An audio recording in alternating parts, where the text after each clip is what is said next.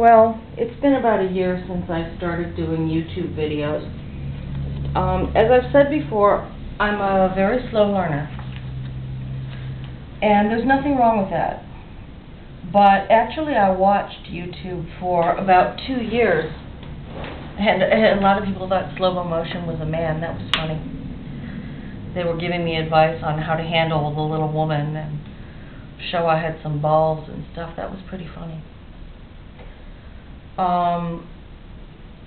But it's been about a year now. I started on Valentine's Day in 2010.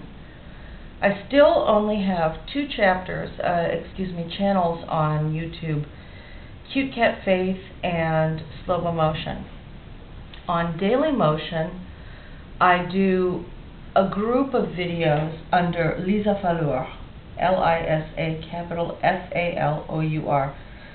My website is called cutecatfaith.com, and actually there's a lot about me you don't know. I've been called an attention whore here on YouTube, and really, if you're going to use strong language in the comments, I don't think that's appropriate. I do it sometimes when I'm videoing, and you'll hear some today, okay? So, people who live in glass houses shouldn't throw stones. But instead of calling me an attention whore, why don't you just call me a whore and get it over with, because I don't mind. Now, in the early 90s, I did a detective novel called Rotten to the Core. And I found out later that it had been nominated for the Pushcart Prize, which is arguably the most prestigious English language award for a first real novel in progress. And it had, and probably still has, a cash award of $10,000 US, but virtually guarantees the winner a hardback contract with a major publisher. So I was thrilled. And the reason I didn't finish the detective novel is because I don't believe that's ever what you should do. I've had no success, really, in selling finished manuscripts for books. You know, I need to show the potential publisher and the editors and stuff sample chapters and an outline, and it's my second husband who taught me this.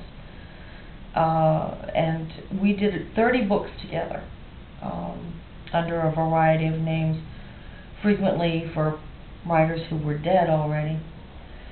But I learned this from him, and I really believe it, because even if you write a great novel, book, whatever, if you show it to a publisher, if you can actually get it to that point, chances are that they will have something, a need in mind. You know, they might be looking for more like a young person's point of view, or a minority person's point of view, or something which connects somehow with this or that. So if your manuscript is all finished, they might say, well, we can't use it because you've done it. But if they can see what you can do, what I've done in the past, and I've completely lost track of how many places I've been published in. It really got rolling for me around 1975, and I just gave up. I mean, I've had to move too many times. I've had to immigrate. I can't keep a portfolio, a scrapbook, tear sheets, you know. I've got some, but it's easier just for me to give approximate things and try to remember some things. But also, excuse me, I've made an effort to cooperate with libraries and to get not only my writing in there, but the works of other good writers, or other writers, whether they were good or not. You know, I mean, you can go to the New York City Public Library, and as long as you know the various names that I've had in my life, they can pull up all kinds of stuff that I've written for you. I mean, they're there for that. I don't really know how that works. I'm not sure that you can just walk in off the street and do that.